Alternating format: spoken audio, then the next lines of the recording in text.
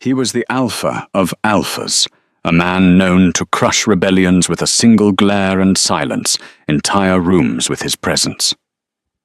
Damon Sterling didn't have a heart, or so the rumors said. But on a rainy Tuesday night at the Grand Summit Gala, the impossible happened. A tiny, trembling 4-year-old boy, smelling of rain and cheap soap, broke through the security line and grabbed the Alpha King's immaculate cashmere coat. The music stopped. The guards drew their weapons, but the king froze, because when the boy looked up with eyes that matched Damon's own and whispered, "They're hurting my mum," the king didn't just listen. He unleashed a hell that the pack would remember for generations. This is the story of a rejected mate, a secret heir, and the night the king lost control. The grand ballroom of the Blackwood Hotel was suffocating, despite the sub-zero air conditioning. It was the night of the Lunar Summit, an annual gathering where the wealthiest and most powerful alpha werewolves from across the continent converged to discuss territory, trade, and treaties. Crystal chandeliers the size of small cars hung from the ceiling, casting a prism of light over women in designer silk gowns and men in bespoke tuxedos. The air smelled of expensive cologne, roasted duck, and the metallic underlying scent of dominance. Seraphina Tate tried to make herself invisible.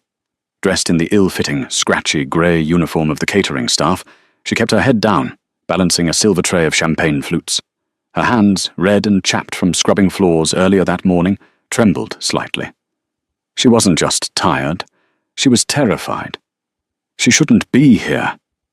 If anyone caught her scent, the scent of a high-born wolf demoted to the rank of an omega, she would be finished. But she needed the money. The medical bills for Leo's asthma were piling up, and the heater in their studio apartment had died 3 days ago. "Champagne," she offered, her voice a rough whisper. A tall woman with auburn hair and eyes like predatory amber snatched a glass without looking at her. It was Isabella Vane, the daughter of the Southern Alpha.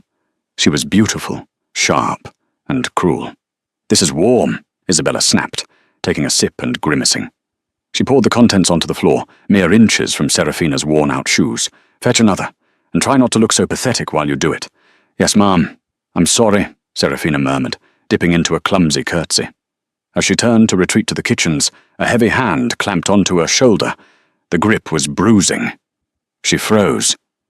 It was Gavin, the hotel's floor manager. He was a low-ranking wolf, a rat-faced man who enjoyed wielding the tiny amount of power he had over the cleaning staff. "What did you do to offend the guest, Tate?" Gavin hissed into her ear, his breath smelling of stale tobacco. "Nothing, sir. The champagne was warm."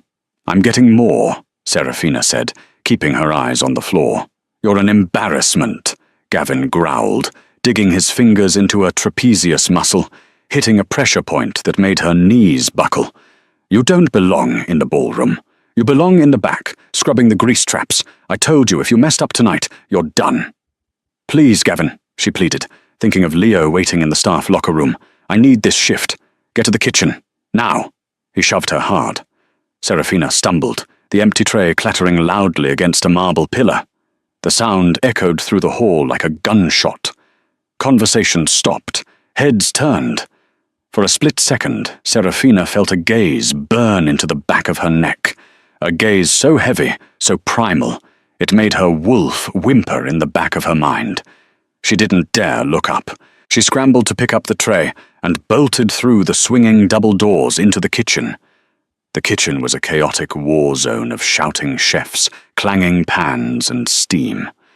Seraphina rushed towards the back, near the dry storage, where she had told Leo to sit on a milk crate and colour in his book. But the crate was empty. Panic, cold and sharp, spiked in her chest. "Leo?" she whispered, then louder. "Leo! Looking for the brat?" Seraphina spun around. Gavin was standing there, blocking the exit. Behind him were 2 security guards, hired muscle, not pack members, humans who didn't know better, or wolves who didn't care. "Where is he?" Seraphina demanded, her mothering instinct overriding her fear of the manager. "I found him wandering near the appetizer station, trying to steal a tart," Gavin lied, a cruel smirk playing on his lips. We can't have stray mongrels contaminating the food, Tate. I locked him in the loading dock office. He's 4 years old, Serafina screamed, stepping forward. Let him out, Gavin laughed, signalling the 2 guards. Not until you learn your place. You think you can walk around here, acting like you have dignity? You're nothing. Just a stray bitch with a fatherless pup, he nodded to the guards. Take her to the back alley. Teach her a lesson about respect. I'll deal with the kid later. One of the guards grabbed Serafina's hair, yanking her head back. She screamed, thrashing, her nails clawing at his arms. "Leo, run!" she screamed, hoping her son could hear her through the vents. "Leo, run away!" The guard backhanded her across the face. The metallic taste of blood filled her mouth. As they dragged her towards the heavy steel doors leading to the rainy alleyway, her heart broke. Not for herself, but for the little boy she had failed to protect. But she didn't know that Leo wasn't in the loading dock office. He was small, fast, and he had learned how to be quiet. He was hiding behind a rack of tablecloths, watching with wide, terrified eyes as the bad men hurt his mummy. Leo didn't run away. He remembered the story his mum told him at night. When you are in danger, look for the strongest wolf. Look for the king.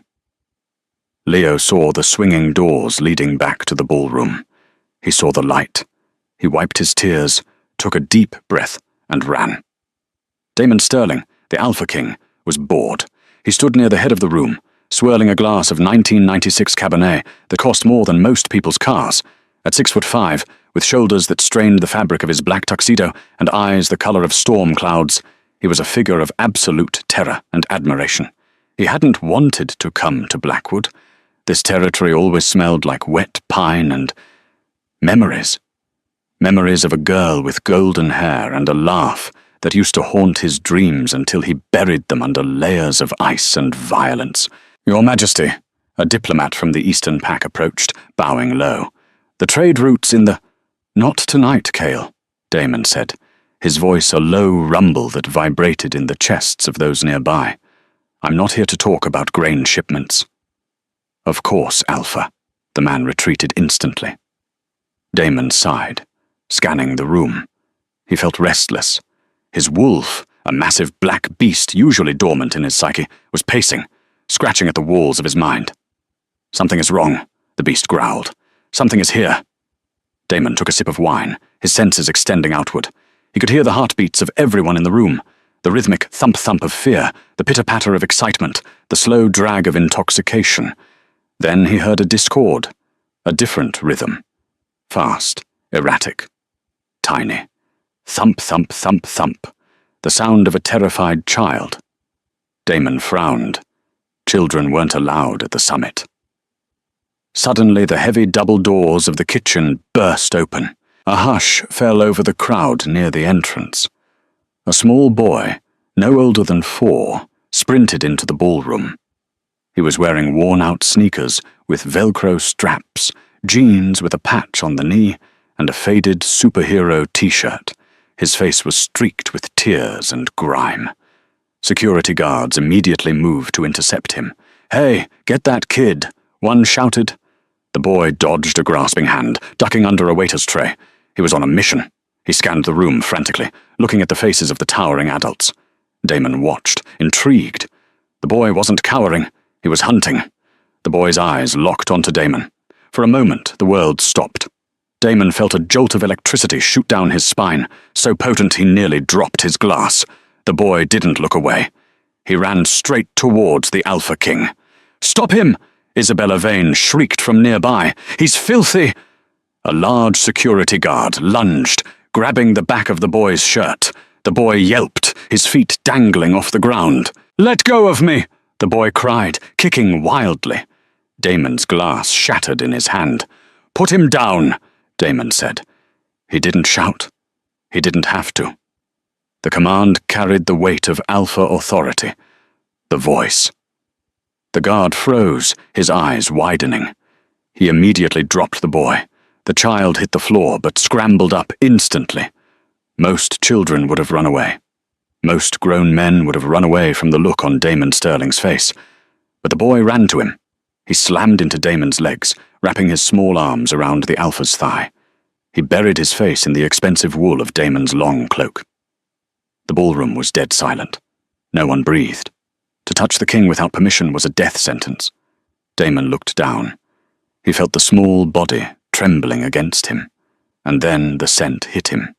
It was faint, buried under the smell of onions and dish soap, but it was there. Winter rain, vanilla, and ash.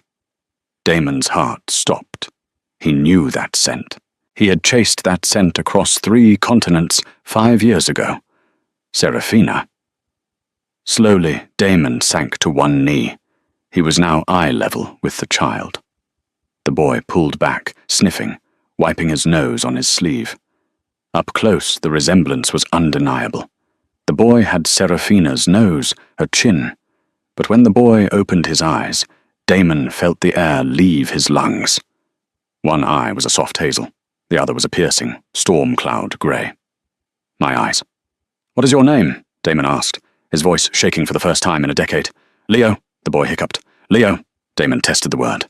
It tasted like salvation. "Leo, why are you running?" Leo grabbed the lapel of Damon's coat, his tiny knuckles turning white. He looked at the king with desperate trust. "The bad men," Leo sobbed, pointing a shaking finger towards the kitchen doors. "They took Mummy. They dragged her outside. They said they were going to teach her a lesson." Leo looked into Damon's eyes. "Please, they're hurting my mum." Something snapped inside Damon Sterling. The civilized veneer, the politics, the treaties, it all evaporated. The temperature in the room plummeted. The lights flickered. A low, guttural growl started deep in his chest, so loud that the glass windows of the ballroom began to rattle in their frames. He stood up, lifting Leo effortlessly into his arms. He pressed the boy's head against his shoulder, shielding him. Damon looked at his beta, Samuel, who was standing nearby, his face pale. "Samuel," Damon said. His voice was no longer human. It was the sound of a monster waking up. "Hold the boy. Cover his eyes." "Yes, Alpha." Samuel stepped forward, taking Leo gently. Damon turned towards the kitchen doors. His eyes were glowing a violent, luminous red. "Nobody leaves this room," Damon commanded the crowd. "If anyone moves, kill them." He began to walk towards the kitchen. With every step, the marble floor cracked beneath his feet. He wasn't walking to save a stranger. He was walking to war. "Who is the manager on duty?" Damon roared, the sound blasting the doors open before he even touched them. The king had lost control, and God help anyone standing in his way. The kitchen was a labyrinth of stainless steel and fluorescent lights, usually a cacophony of shouting and clattering. But as Damon Sterling stepped through the swinging doors, silence swept through the room like a plague. Chefs froze mid-chop. Dishwashers stopped scrubbing, the water running unheeded into overflowing sinks. The air grew heavy, charged with static electricity, the kind that pricks the skin right before a lightning strike. Damon didn't look at any of them. He didn't need to. To him, they were nothing but obstacles in the path of a scent that was driving his wolf into a frenzy. Blood. Her blood. It was mixed with the metallic tang of rain and the sour stench of garbage. But underneath it all was the sweet, agonizing aroma of vanilla and ash. The scent of the mate who had vanished from his bed 5 years ago without a note. The scent he had hallucinated in his darkest moments. He moved with a predatory grace, his Italian leather shoes making no sound on the greasy tile floor. His vision was tunneling, the edges tinged with red, his heart hammered against his ribs, not from exertion, but from a lethal cocktail of fear and rage. He reached the heavy steel security door at the back of the loading dock. It was locked. A sous chef, trembling so hard his toque was shaking, stepped forward tentatively. "Sir, Alpha, I have the key card." Damon didn't wait. He didn't even slow down. He slammed his palm against the reinforced steel. The metal groaned, buckling inward as if it were made of tin foil. With a snarl that sounded like tearing canvas, Damon ripped the door off its hinges, metal screeching against the frame, and threw it aside. It clamoured against the concrete wall with a deafening crash. The storm outside roared to greet him. The rain was torrential, slashing sideways in the wind. The alley was narrow, lit only by a flickering yellow security light that buzzed like a dying insect. The smell of rot and wet cardboard was overpowering. And there they were. Serafina was curled into a ball on the wet asphalt, shielding her head with her arms. Her catering uniform was torn at the shoulder, soaked through with mud and rain. Gavin, the manager, stood over her. He was laughing, a breathless, cruel sound. He raised his boot, aiming a kick at her exposed ribs. "Beg," Gavin hissed, his voice barely audible over the rain. "Beg me to let you keep your job, you useless stray." The two security guards leaned against the dumpster, smoking cigarettes, watching the assault with bored indifference. Time seemed to stretch, slowing into a molasses-thick nightmare. Damon felt a snap in his mind. The final thread of his humanity, the one that kept him civilized, the one that made him a king rather than a monster, severed. "Get away from her." The voice didn't sound like Damon. It sounded like the tectonic plates shifting deep beneath the earth. Gavin froze, his foot hovering in the air. He turned slowly, annoyed at the interruption. "This is private property, pal. Get low." The words died in his throat. Damon stepped into the light. The rain soaked his tuxedo instantly, plastering the white shirt to his chest, but he didn't blink. His eyes were fully shifted, no longer grey, but a glowing crimson red that cut through the gloom. His canines had descended, sharp and white, over his bottom lip. The alpha aura hit the alleyway like a physical shockwave. The two guards by the dumpster fell to their knees instantly, their human instincts screaming at them to submit to the apex predator. They gagged, choking on the sheer density of the power radiating from him. Gavin, being a wolf, fared worse.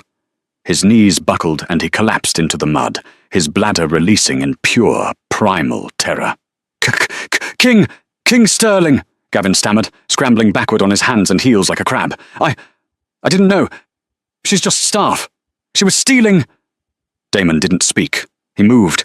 He was a blur of motion. One moment he was at the door. The next, his hand was wrapped around Gavin's throat. He lifted the man off the ground as easily as if he were a rag doll. Gavin clawed at Damon's wrist, his legs kicking uselessly in the air. His eyes bulged. "You touched her," Damon whispered. The softness of his voice was more terrifying than a scream. "With these hands..." Crack! With a sickening crunch, Damon broke Gavin's wrist. Gavin screamed, a high-pitched, wailing sound that was swallowed by the thunder overhead. "And you kicked her," Damon continued, his face void of expression. "With this leg?" He threw Gavin against the brick wall.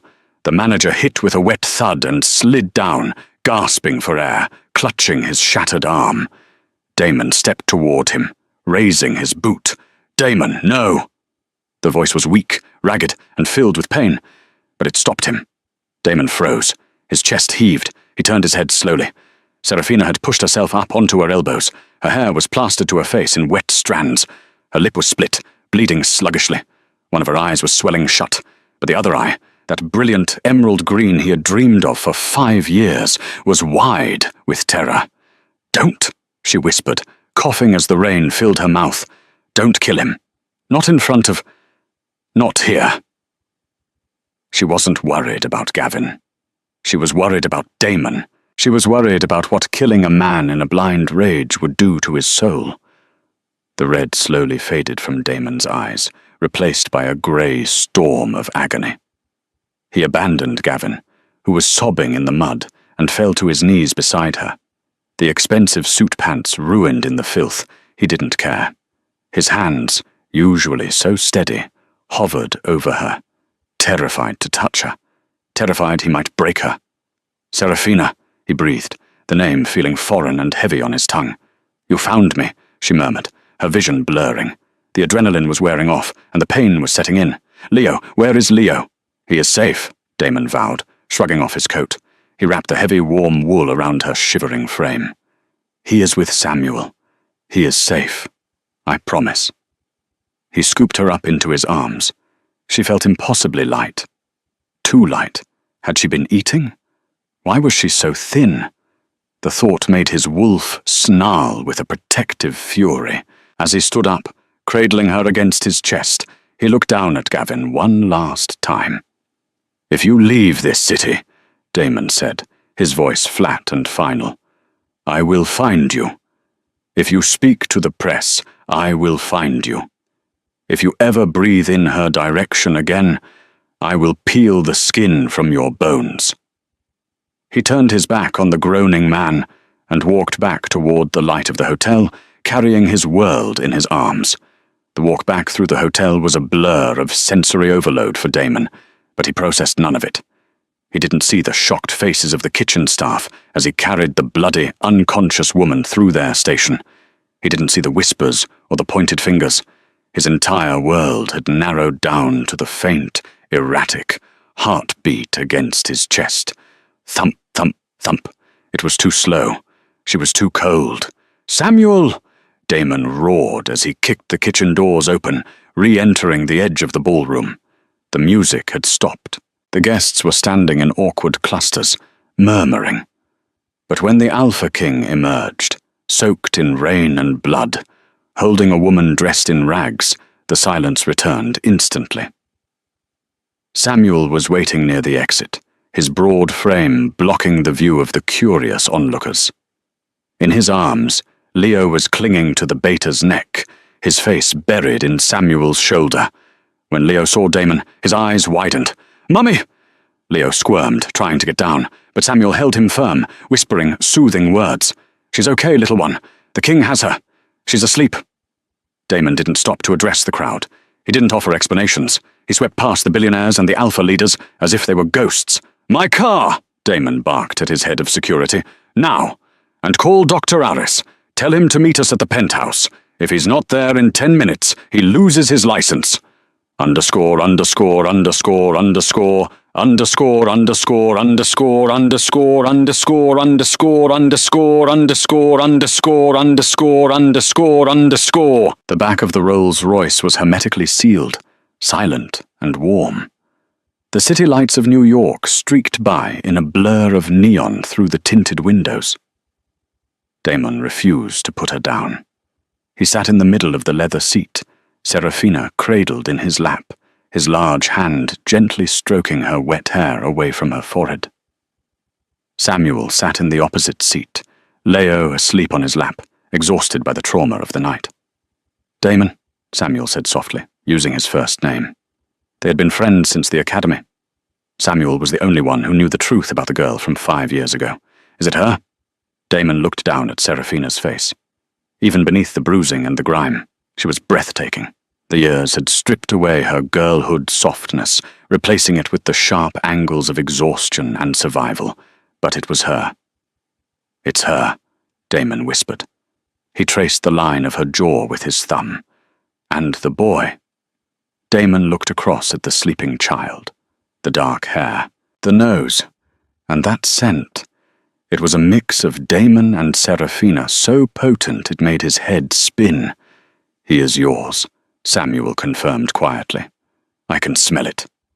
Everyone in that ballroom could smell it. The council will be in an uproar by morning." "Let them roar," Damon growled low in his throat. "They won't touch him." Serafina stirred. A small whimper escaped her lips. Her eyelids fluttered, revealing slivers of panic green. "Leo," she gasped, trying to sit up, but her body betrayed her. She slumped back against Damon's chest. "Shh," Damon soothed, tightening his hold reflexively before forcing himself to relax. "Leo is right here. He's sleeping. Look!" Serafina's eyes darted wildly until they landed on her son, safe in Samuel's arms. Her shoulders sagged in relief. Then she realized where she was. She realized who was holding her. She stiffened. The smell of rain and cedar, the scent she had craved and hated in equal measure for 5 years, filled her nose. She looked up, her gaze locking with Damon's. For a moment there was no sound but the hum of the engine. "You," she whispered. It wasn't a greeting. It was an accusation. "Me," Damon replied, his voice thick with emotion. "Serafina, you're injured. We're going to get you help." She tried to push away from him, her hands pressing against his soaked shirt. Her palms were rough, calloused from years of hard labor. The sensation felt like sandpaper against his heart. She used to have soft hands, pianist's hands. "Let me go," she rasped, panic rising in her voice. "Stop the car. We have to get out." "I am never letting you go again," Damon said, the intensity in his eyes making her tremble. "You think I'm going to leave you on the street after what happened?" "You did it before," she cried out, the energy sapping the last of her strength. Tears welled in her eyes, mixing with the blood on her cheek. "You rejected me, Damon. You threw me away. Don't pretend you care now, just because you saw him." Damon looked at her, genuinely confused. The pain in his chest was sharp, slicing through his anger. "Rejected you?" Damon shook his head, his brow furrowing. "Serafina, I came back for you. I tore the pack house apart looking for you. You left me. You left your engagement ring on the nightstand and vanished." "I didn't leave," she sobbed, her fight draining away as darkness encroached on her vision again. "Your mother. She said you didn't want a mate who was weak." Her eyes rolled back and she went limp in his arms. "Serafina!" Damon shouted, shaking her gently. "Serafina!" She didn't answer. Damon looked up at Samuel, his face a mask of horrified realization. The pieces of the puzzle were clicking together, forming a picture so ugly, so treacherous, it made him want to burn the world down. His mother. The Dowager Queen. "Samuel," Damon said, his voice dropping to a freezing, deadly temperature. "When we get to the penthouse, secure the perimeter. No one gets in or out." "And then?" Samuel asked, eyeing the Alpha warily. "And then?" Damon looked out the window at the passing skyline, his eyes glowing red once more. "I'm going to pay a visit to my mother, and God help her if she had a hand in this." The car sped up, disappearing into the night, carrying the king, his lost queen, and the secret heir that would change the fate of the werewolf world forever. The master suite of the Sterling penthouse was larger than the entire apartment Serafina and Leo had lived in for the last 3 years. It was a fortress of glass and steel overlooking the rain-swept expanse of Central Park. Usually this room was a cold, sterile sanctuary where Damon slept for 4 hours a night before returning to run his empire. But tonight, it smelled of antiseptic, wet wool, and fear.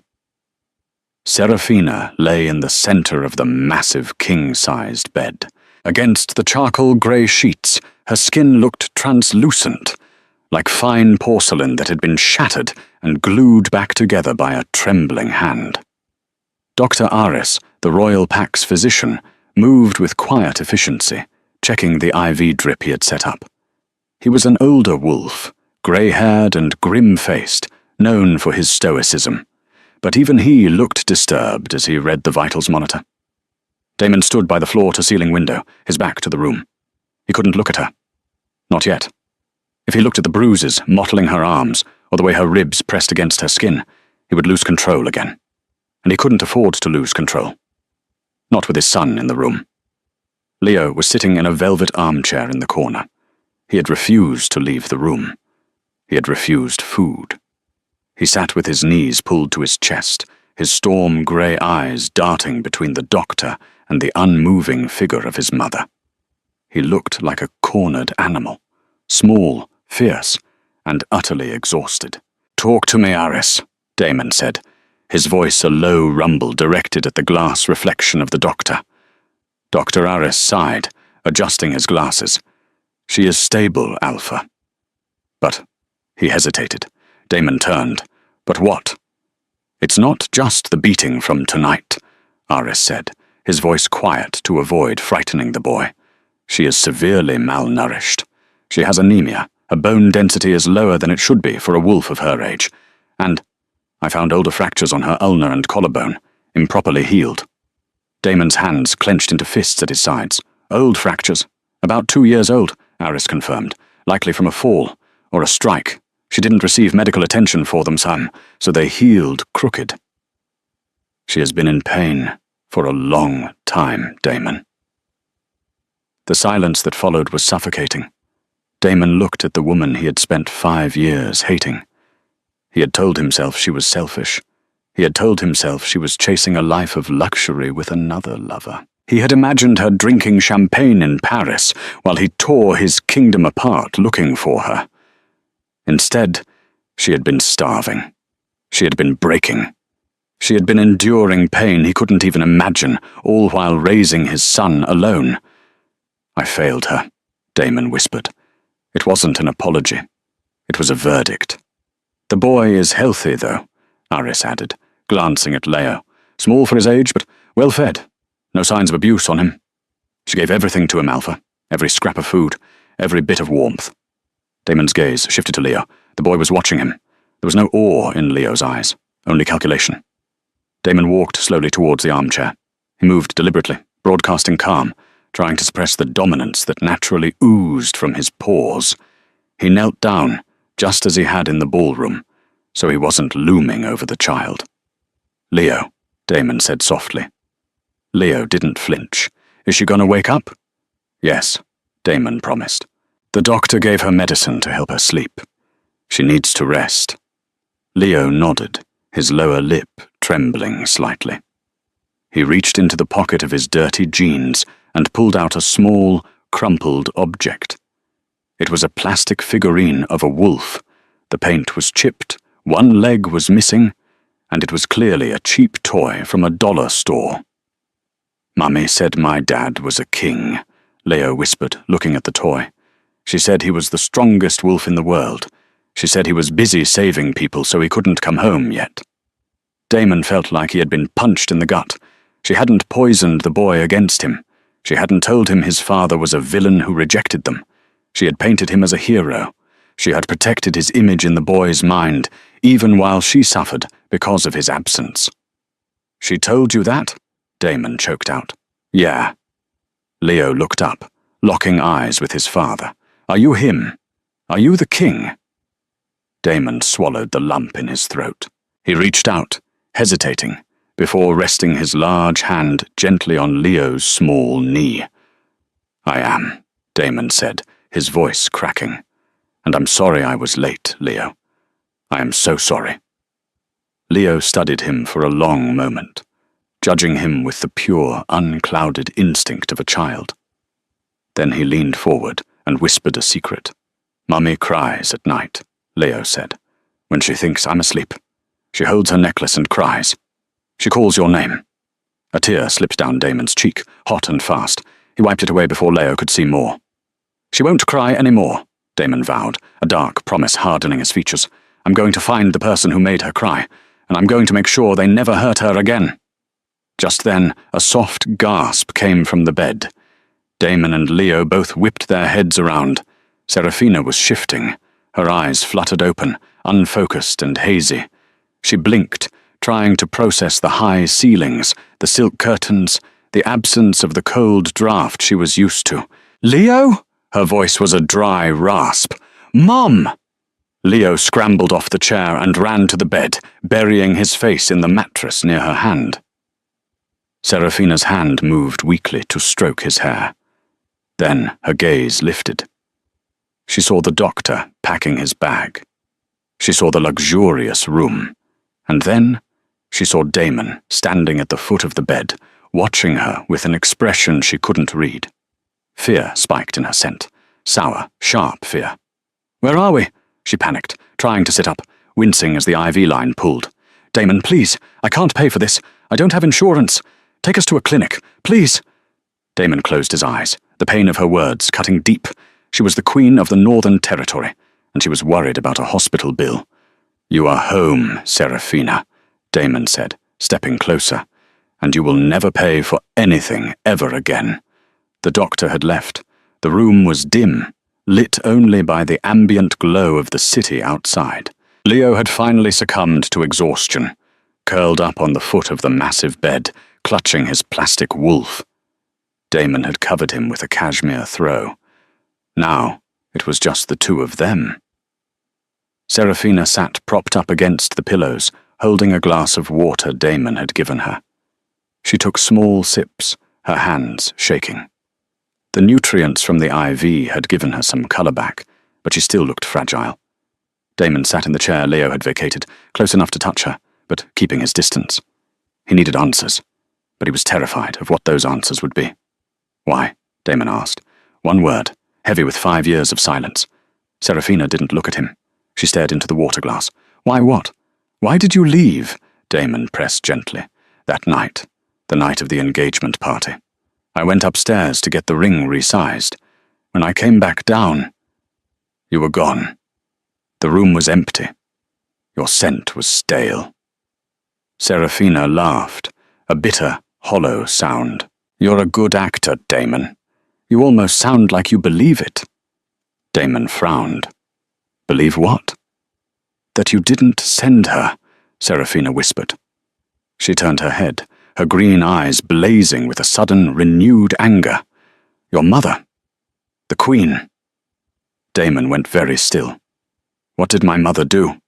She came to my room, Serafina said, her voice trembling. 10 minutes after you left. She had 2 guards with her. She told me that the council had met, that they had decided a human-born wolf like me, with no pack lineage, was unfit to carry the alpha bloodline. She took a shaky breath. She said you agreed.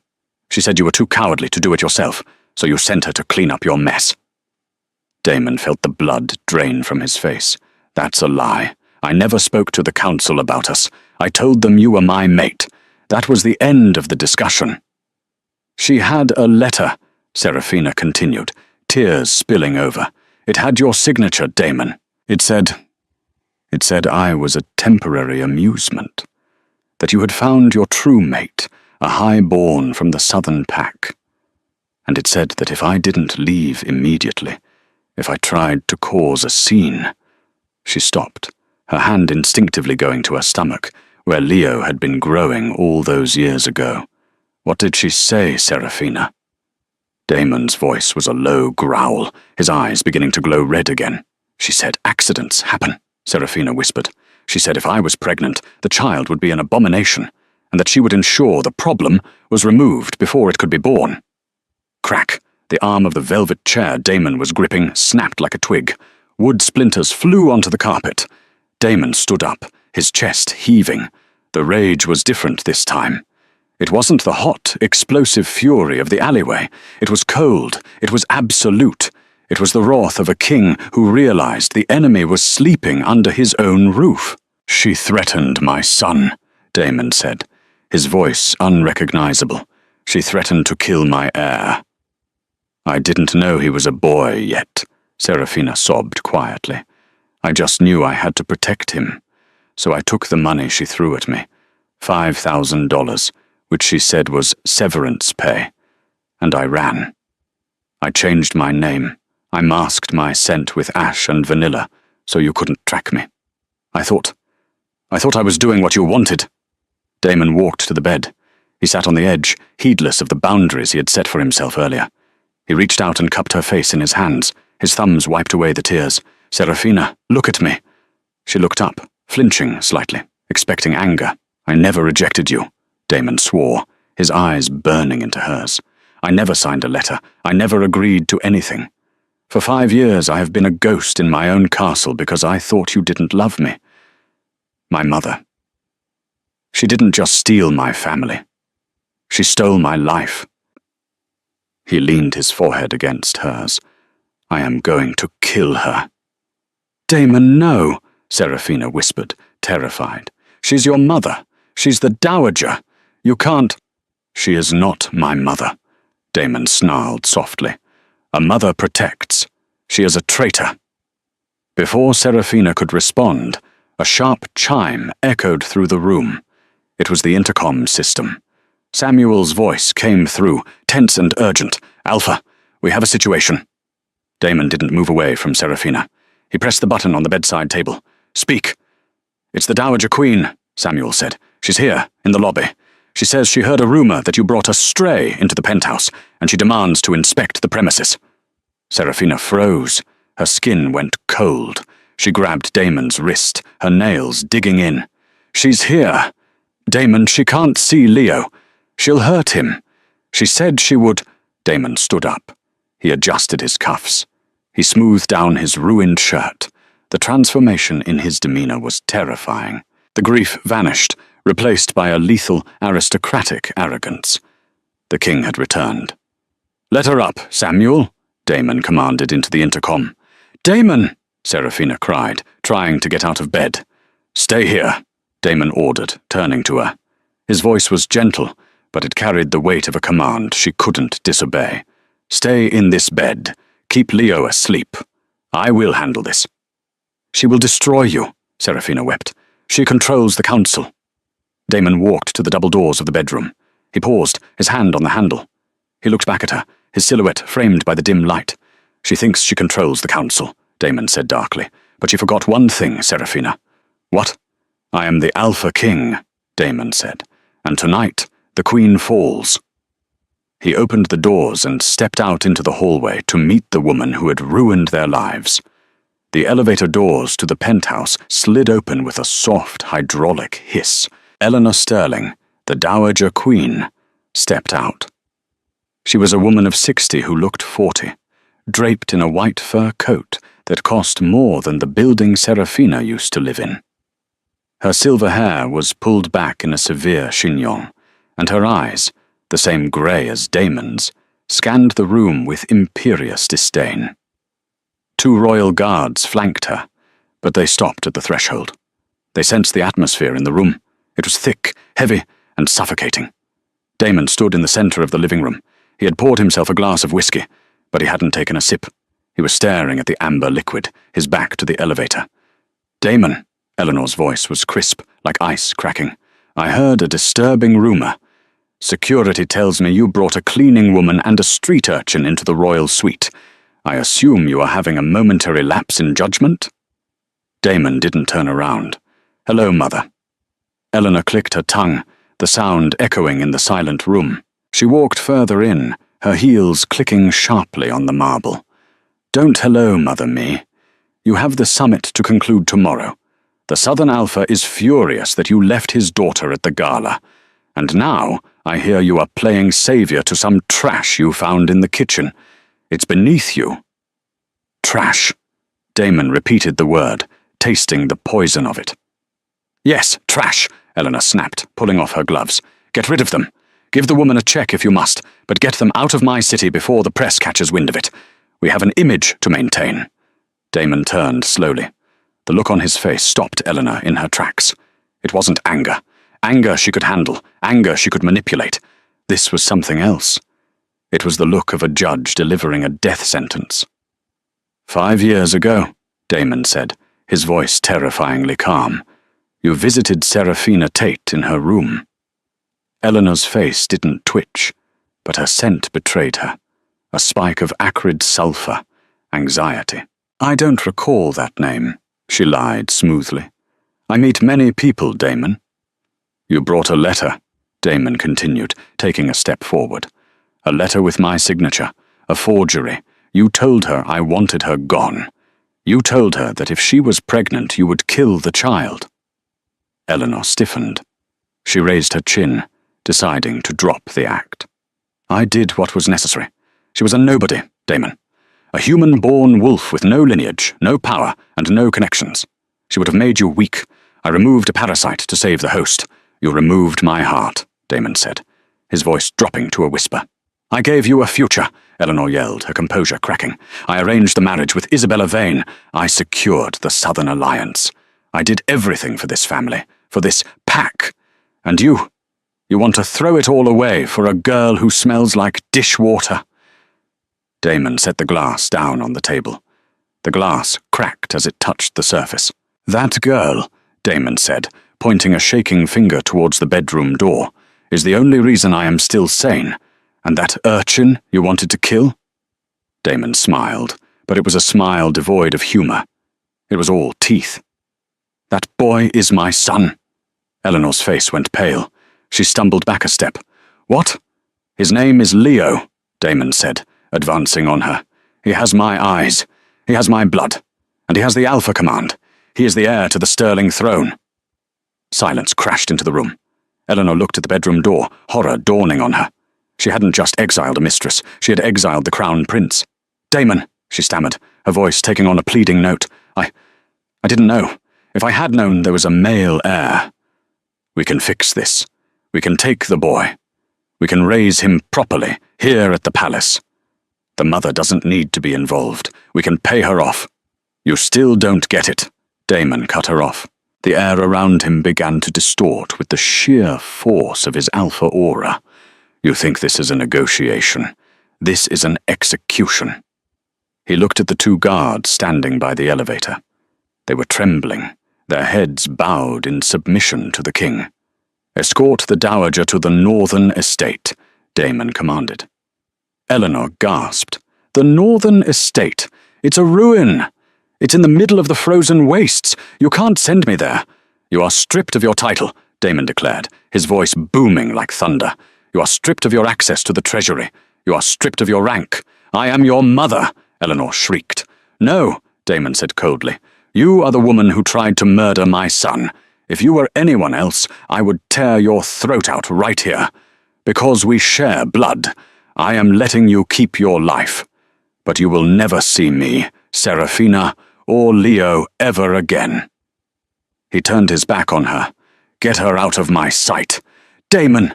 You can't do this, Damon! The guards grabbed Eleanor by the arms.